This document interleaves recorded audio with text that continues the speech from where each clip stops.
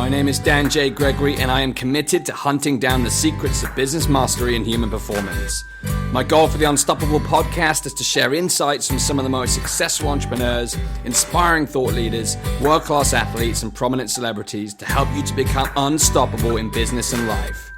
Each week I'll be bringing you a new interview with an inspiring person and sharing my own results as I pursue the answers to the question, how can I create the ultimate edge in my business, make a significant impact, and live an extraordinary life?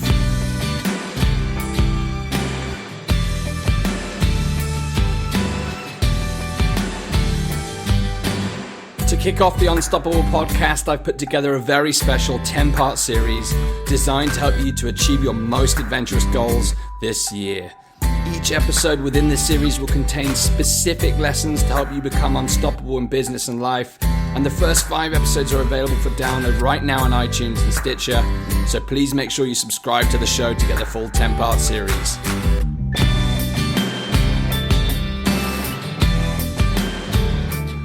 Welcome to episode 6 of the Unstoppable podcast. We're really cranking now. We're more than halfway through this 10-part series. I'm really excited to be sharing more content with you today.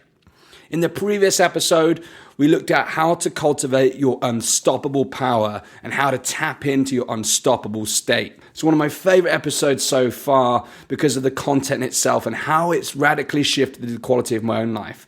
In fact, before even getting into this podcast, before I started recording today's episode, I was using those techniques, getting myself in the state required to deliver for you guys on this podcast. Now, I've had some great feedback from episodes 1 to 5. Thank you so much for those who have reached out and contacted me to share your thoughts and ideas. Loads of feedback and appreciation for the content, which I'm really honored to have received. And some really good constructive advice in terms of how to deliver the podcast even more powerfully. So the first 5 episodes, really, they were quite scripted. I really wanted to focus on getting that quality content out to you. I wanted the first 10 episodes to kind of be more like an audio book with the content that you can go back to over and over again. But what I found is from the feedback is that it's not allowing my personality to come through. It's not allowing that full power to come into the podcast. And the majority of people's feedback was that it'd be better if I delivered it in more of a live style environment. And it was really interesting because I was having a call with my coach and we were discussing, in fact, he asked me the question, what is one event or thing that has shaped who you are as a person? And I think that's a great question. And do you know what? The first thing that actually came into my brain was the film Wayne's World. Now, if you haven't seen it, make it a must. It's an absolute classic. It's a very silly film. It's really shaped who I am today, and let me explain why. So the film is about this guy, Wayne, who's the presenter of this cable access TV show with his partner, Garth. They're both long-haired rockers in the 90s, huge fans of Aerosmith. And they put on this show, which is an entertainment show, and they have guests on the show, and it's very, very funny. But the show has shaped who I am because Wayne himself as the character, he's a very happy-go-lucky guy. He's always smiling. He's always passionate. He's always energetic. He's always on a mission. He'll get knocked down, but he'll get back up. And, he's very focused on what he wants to achieve for his show, and he always maintains a positive outlook. So these are some of the characteristics that I certainly feel like I've taken on board, having seen this film multiple times. Whenever I need cheering up or a good giggle, I'll put that show on. So when I was having this conversation, I said, I want the podcast to be more Wayne's World and just bring some more fun, more energy to the show. So that's what I'm going to be doing. I'll be firing live. So please bear with me. I haven't recorded in a live environment before, so there's a little bit of pressure. But when I look back on some of the reasons why perhaps I've chosen to do it in a scripted fashion, drawing back on some of the content I've already shared with you guys, perhaps some of those things about fear and self-belief are the reasons why I chose to do it that way. In that I was worried that if I didn't produce the best quality content, no one would listen. And you know what happened as a result? Yes, I created some good content. I'm really pleased with what I've done. But the content really is in the delivery. It's the delivery that hopefully will get you guys engaged and coming back for more. So without a good quality delivery, I don't think the podcast is going to fly. So here I am, live, no script. I've just got a framework and some points to guide me through the episode. So you can expect the show to be a lot more Wayne's World going forward. So what is today's episode all about? Today's episode is all about how to develop 5 daily habits that will help you to get more done in less time and radically improve your productivity. Now, why have I selected this topic? This is an area that I know quite a bit about due to my own struggles in this area. I've always been an action taker, I've always been driven, very determined, but this factor of productivity was limiting my success. And when I reflect upon what was it really that was holding me back, it was the 3 P's of productivity. Firstly, procrastination. I call it the silent killer. It's another form of fear. When I was putting things off because I didn't think I was good enough to do them yet. And similarly, the second P, perfectionism. Again, it's fear manifesting itself, the fear of not being enough. I spoke in the previous episode, I started my audiobook and actually, again, the content was really, really good. I was really proud of what I was doing, but those little fears stopped me from progressing. That fear of not being enough, perfectionism. And the final one is prioritization, or in the case of myself, lack of prioritization. So I may have this clear list of tasks and things I need to do to achieve my goals, but for whatever reason, would never do them in the right order. It's avoiding the important and doing the easy stuff first. And it's not always the easy stuff that gets things done. In fact, it's rarely the easy stuff that gets you where you need to be. So I've had the good pleasure of learning the hard way about productivity, but I've learned some really, really useful tips that I'm going to share with you today. And what it's enabled me to do is radically transform my productivity, to enable me to get more done in less time, and most importantly, move me forward to the things that I really dream about bringing into my life. I've got some big goals for the Unstoppable podcast, for the business program, and this newfound level of productivity has enabled me to push these things further forward than I'd ever imagined. So I'm going to share some things with you today, starting with a bit of a foundation, and then I'm going to share 5 daily habits that I've learned that will, in my opinion, seriously improve your productivity. So in terms of foundation, the first things first is big picture thinking. It's about getting clear on your outcomes.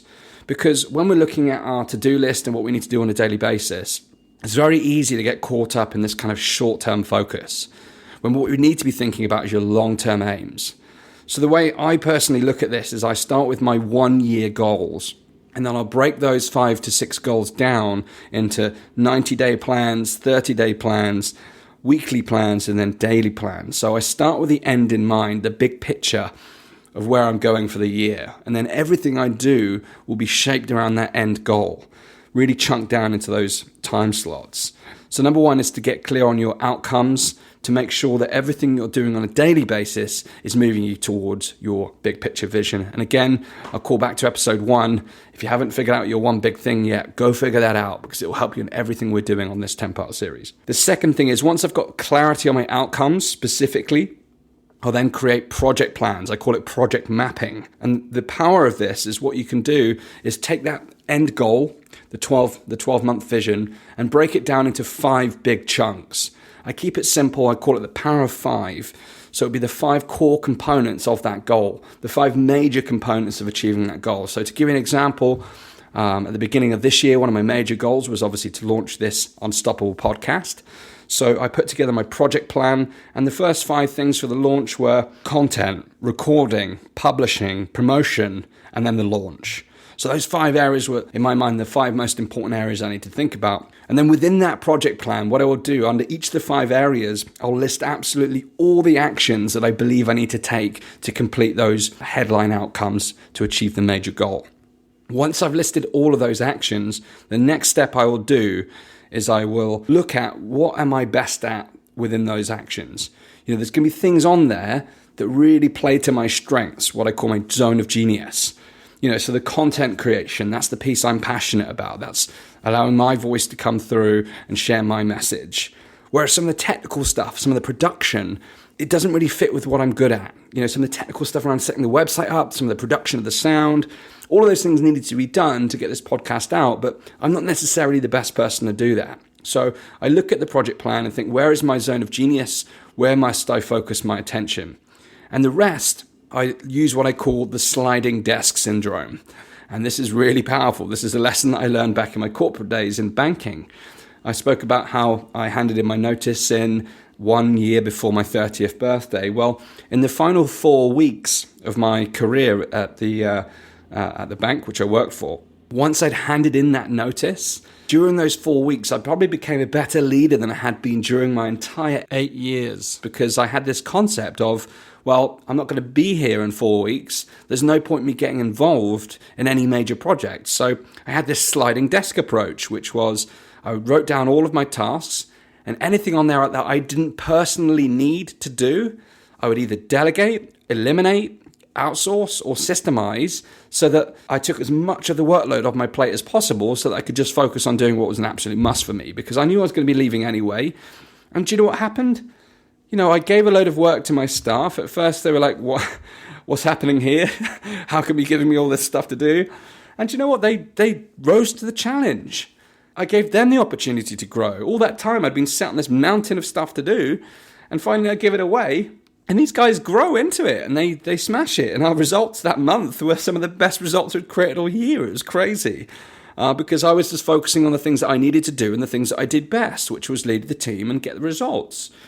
None of the admin stuff was really my bag. So that sliding desk syndrome, apply that to your project plans. When you've written out all your lists, think about what can you delegate. Are there people that you're working with that you can give other tasks to that they can do better than you can? What can you outsource? If there's something that you cannot do yourself, don't try and learn it if it's not one of your skill sets. Outsource it. You can do it very affordably. I use sites like Fiverr, for example. And then what can you eliminate? There'll be things on the list that don't even need to be done. They're not important. Ask yourself, is this an important task? And there'll be things on there that are routine tasks. So anything that needs to be done on a routine basis, you can systemize so that you don't have to think about it on an ongoing basis. So my question to you is, what can you get off your desk? And finally, once you've got that project map, you've got a list of all your actions, you've worked out exactly what's important to do and what you're personally going to be doing, the next step is to set milestones and deadlines. So if you've done this for a 12-month plan, for example, I'd then break that down to 90 days, 30 days, 7 days, and daily milestones so that you can track that. And set deadlines on all of those key mile markers as well, so that you've always got something you're working towards. And then step 3, in terms of the foundational stuff, is weekly planning. So you've got that big headline goal, you've got your project plans and maps in place. And by the way, those project plans I try and get down onto one page. The actions, I'll move on to my to-do list. That's going to be a longer list of things to do, but I want a one-page document that I can use as a working document. And then I'll use that working document every single Sunday to have a weekly planning session. So I look at my headline goals, I get my project maps out, and I work out where am I against that project map and what needs to happen this week to move it forward. What are the most important tasks? This weekly planning process has been one of the single most important factors in radically changing my own performance. It gives you real clarity on your goals and how far you've got to go and how far you've come, what needs to happen to get there. It's incredibly powerful. In the years gone by, I remember, having these ambitious goals at the beginning of the year, and I may not look at them again. It's crazy. If you've got these big goals, you need to be looking at them daily and having a real concentrated, focused time on a Sunday or a Saturday. It doesn't matter when it is, what day it is, just once a week where you'll take an hour, 2 hours of your time out to review what you're doing, is it working, and what needs to happen. So those are the 3 foundational steps. Number 1, big picture thinking, getting clear on your outcomes. Number 2, creating project maps for each of your major goals, thinking about the power of 5, the 5 core things that need to happen for each goal, focusing in on your zone of genius, and then having a weekly planning sessions to get clear on what that next week is going to look like. These 3 steps alone will radically change your performance. But I've got 5 daily habits that will absolutely skyrocket your performance. First things first, number 1 is to wake up early. I used to be the kind of guy that would set my alarm as late as possible so that I could have the minimum amount of time to get ready and get to the office. This is back in my corporate days. It's amazing what the power of a big goal will do to make you get up earlier. But if you get up early, get fresh, get ready to rock, it gives you that clear time to plan your day. And secondly, it gives you the time to have a really solid morning routine to get you in a state of mind to be ready to take on major tasks. It's going to be the topic of a future episode, but I have a solid morning routine where I'll get up, meditate, hydrate, work out, move my body, focus in on my journal, read, have my accountability call, a number of these tasks that I do every single morning to get myself ready for a really powerful day. But obviously a most important process of that is getting focused on what I need to do. And that brings me to step 2, something I call MITs. MITs stand for most important tasks. We've talked about the project map and the list of actions, and I've also talked about how in the past I struggled with prioritization. This process of MITs will get you to hone in on the very most important tasks that you need to take every single day to move your business forward. What I do every single morning is I will select 3 to 5 tasks that I must get done that day in order to progress my goals. So I'll take my plan from the week, which I did on the weekend, and then I'll choose every single day 3 to 5 tasks from that weekly plan that I'll do that day. I might have a list of 20 things that I need to do in the day, but those 3 to 5 things are the most important tasks that will move my primary outcomes forward. And I have relentless focus until those 3 to 5 things are done. It's called putting the big rocks first. It's a concept that has been talked about many, many times before, but this prioritization approach and putting first things first to get you results. So when you write that list of MITs, your number one thing, your most important thing must be at number 1 on the list. If there's one thing that you do that day that radically will change your results, put it at number 1 and make sure the first 90 minutes of your day are focused on doing that one major task. Now, the way I manage my tasks, I'm a big fan of to-do lists. I've used paper books. I've used all kinds of different apps, but I love having the convenience of being able to access these apps. So I haven't always got my journal with me with my task list in there. So I use a number of apps to help me manage my time. Firstly, I use an app called Todoist. I'll put it in the show notes for you so you can go and have a look. But what's great about Todoist is it will enable you to write out your project plans within the tool, and you can then move each task as it becomes relevant into your daily to-do list. And you can schedule it by time, you can sync it with your calendar. So it's very, very powerful, not only in terms of project planning, but mapping out your day and scheduling as well. The next piece is when I'm planning my day is I'll do as much as I can as possible to batch my tasks. What does that mean? So batching is where if you've got 4 or 5 similar tasks, so for example, in the recording of this podcast, I'd normally batch the preparation of my episodes. So I'd prep maybe 3 or 4 episodes together because I'm in the mindset of prepping, I'm in the mindset of content. And then when I record together because it keeps me in flow and I don't have to keep mismatching the energy between preparation and recording. The next thing to think about under the MITs is what I call a DMO, having a DMO. A DMO is a daily method of operation. And this is for the things that are routine tasks. So in your business, for example, it could be social media management, it could be communicating with your team, whatever it is, the stuff that you do on a daily basis without fail, I call that your DMO. And it's about scheduling that daily method of operation within your schedule so that you get it done without fail every single day. Because it's very easy to let something slip that's important for your business. So focus on the things that need to be done routinely. I call that your DMO. Put that in your schedule early on in the day and then move into your MITs. The next piece is how to get the stuff done. So once you've identified your most important tasks, they've got to happen now. So the way to do that is what I've learned has been most effective for myself is having 90-minute bursts of activity. So as soon as the clock hits go, when I start my day in the morning, I will schedule 90-minute blocks to complete my tasks within. And what I'll then do to chunk it down even further is I'll separate those 90-minute blocks into 3 30-minute chunks. And typically I will go really deep for those 30 minutes and take a very short break. And then I'll jump straight back into the next 30 and repeat. And this is modeled upon what's called the Pomodoro technique. It's about where you work for 25 minutes and take a 5-minute break every 30-minute slot. Now, I don't necessarily take a 5-minute break, but it might just be a quick check-in on myself. Am I energized? Am I hydrated? Am I doing the right thing? Am I focused? How am I getting on? Am I on track? So every 30 minutes, I'll have that natural break very quickly just to get focused and back in the game. So I would recommend scheduling your day in 90-minute chunks. So if you start at 9 till 10:30 is MIT 1 or DMO 1. And you spend the 90 minutes getting those most important tasks done. And the important thing here is with the 30-minute chunks, if you've got a major task that actually has multiple components, then you break those components down into those 30-minute slots. If you want to measure your productivity in doing this, you can use the Pomodoro apps that are available to you. I use Pomo Done. Again, I'll put that in the show notes for you, which enables me to actually sync the tasks on my task list with the Pomodoro app so I can actually allocate the time specifically to an individual task. And then I use something called Toggl, which is Toggl, to actually track the amount of time I'm spending on each particular task. And what that'll do is create a daily summary, a weekly summary, and you can get reports on everything you're doing so you can track all your time. So at the end of the week, you can say, okay, how much time have I spent on marketing? How much time have I spent on admin? How much time have I spent on financials? How much time have I spent on sales? And you can see if you've got your tasks in the right balance. The next thing, number 4, is to manage interruptions. There's nothing that can interrupt your progress more than outside factors that aren't on your schedule. This can include things like calls, emails, social media, web browsing, notification addiction. If you've got your phone by your side and it's flashing away, it's become the new inbox.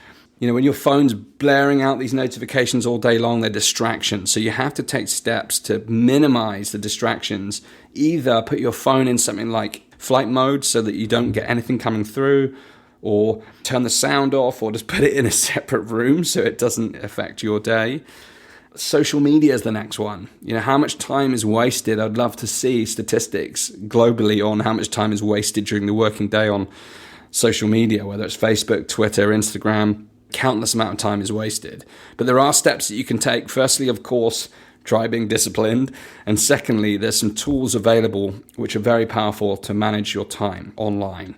There's a tool that I personally use called Rescue Time. And what Rescue Time does is it operates in the background on your phone and on your laptop, and it will track the amount of time you spend doing certain things. So it will know when you're on Facebook, for example, so you can log in at any time and you can see how many hours you've either used productively or wasted on Facebook. You can see how much time you spent on your website. You can see how much time you spent on email. So you can really then take a helicopter view and say, is what I'm doing now going to help me move forward? That's a very powerful thing to do. So I'd recommend installing Rescue Time. I'll put it in the show notes for you. In terms of calls, I used to pick up the phone whenever it rang. But actually now I'm too busy to answer the phone. You know, today's schedule, if I start answering phone calls, there's no chance I'll get everything done that I need to do today. And that's more important. You know, the calls can wait. I can schedule the calls in. That's not a problem. I'll make time for calls and I have flexible time where I can call people back. But calls in, text messages in, emails in, they're all interruptions of other people's agendas affecting your daily performance. So take steps to limit that, because otherwise, you're going to be constantly fighting fires. Emails are a big one. I remember hearing on the radio some horrifying statistic about how many hours a day people spend on email. I got to the point where I was, especially in the corporate world, I was constantly accessing my email. I've actually gone the polar opposite way now. I don't check my email enough. I get to the weekend, and as part of my weekly review process, I'll clear out my inbox, and it's usually absolutely hideous. There's just thousands of emails in there, some of which may have been important. So I need to improve and actually schedule some time daily. What I would recommend, and what was most effective for me, was when I spent 2 slots a day. I'd schedule, say, for example, 10 o'clock in the morning or 10:30 when I've done my first 90-minute sprint, not accessing any emails before you've done your first burst of work, and then perhaps at 4 or 5 in the afternoon when you've got the bulk of your work done for the day. By doing that, you set the standard for yourself, but also your customers, your team members, they become responsive to how you use your email. And you can go a step further. What I've also done is added an autoresponder so that when people send me an email, it'll automatically tell them that, in the interest of productivity, I check my emails twice a day, 10 o'clock, 4 o'clock, whatever the times are at a particular time, so I can manage people's expectations. Because if people are waiting for a response from me, at least they'll get that auto response saying, look, I'll respond to you at 10 o'clock or 4 o'clock. Finally, number 5 is what I call cultivating a low information diet. We live in a world where we are totally 100% bombarded with information. It's crazy.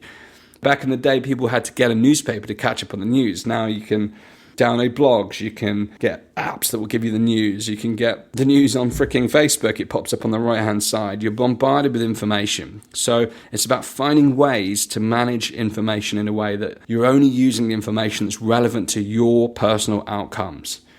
There's so much crazy bad news out in the world. I've just removed myself from it because I want to stay positive. I want to stay focused on what's important to me. Think about all the things that come into your mindset every single day, whether it's the news, whether it's the radio, how much of that stuff is useful. Emails, blogs. Now, I'm a big fan of reading blogs, but there are tools available, things like Feedly, which I use regularly, where I've actually batched all my blogs that I read into one place, and then I can allocate a time during the day to actually access those blogs.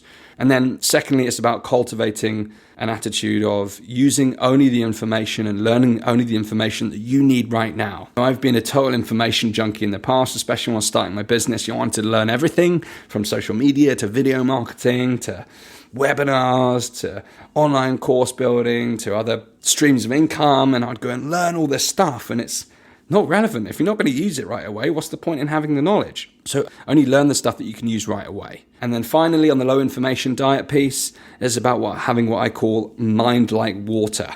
So your brain can be flooded with all kinds of thoughts and things and feelings. Cultivate the habit of daily writing down everything that's on your mind and getting it off your mind and onto paper, whether that's in a journal or something online. I use something called Evernote. It's a really powerful tool for taking notes, and it's in the cloud, so you can have it across all your devices. It's with you all the time. Take 5, 10 minutes, 15 minutes a day at the end of your day to write down everything that's on your mind, whether it's ideas, thoughts, feelings, things that you want to work on in the future. Get it all down, because what tends to happen is if you get all these new ideas, you start thinking about what's next rather than what's now. So take the time out every single day to journal on those things that are on your mind. And you know what? You'll sleep better at night because you've not got all these ideas flowing around in your brain. So with that being said, that's a lot of information, 5 daily habits. I'm just going to recap for you because we've gone through a lot. So the first thing was setting the foundation with your big picture thinking, setting up your project maps, and then planning on a weekly basis. And then your 5 daily habits, having the discipline of an early start and a morning routine to get yourself ready to start the day. Secondly is establishing your MITs, your most important tasks, your priorities, your big rocks, putting them first thing in the day, managing your DMO, your daily mode of operation, and batching your tasks for effectiveness. Number 3 was then to have 90-minute sprints where you chunk down your day into 90-minute chunks. Number 4 is to manage interruptions, getting a handle on all those calls, emails, and social media notifications, etc. And then number 5 is your low information diet, making sure that you're only using the information that's most relevant to you at any given time and not falling into the information junkie trap. I hope that this has been really useful. I know these 5 habits will transform your productivity and help you to get more done in less time. Get those desks sliding, work out your MITs, what's on your agenda for today. Love to hear about it. Come on over to the unstoppablepodcast.com/productivity to share what's on your agenda. You'll be able to download the show notes and see all of the steps we've talked about today in detail. I have also just launched the Unstoppable Mastermind, which is a private Facebook group where I'll be sharing even more content to help you become unstoppable in business and life. So come and join the fun over at unstoppablepodcast.com/tribe. Thank you so much once again for listening in to the Unstoppable Podcast. Please remember to subscribe on iTunes to make sure you receive the full 10-part series and every episode going forward. And while you're there, I would be hugely grateful if you would please leave a 5-star review to help spread the word. In the next episode of this 10-part series, I'll be exploring the concept of identity and how the way we see ourselves affects the way other people see us. Cannot wait to share this with you on the next episode. In the meantime, know that you're unstoppable. Rock on. Cue Wayne's World music.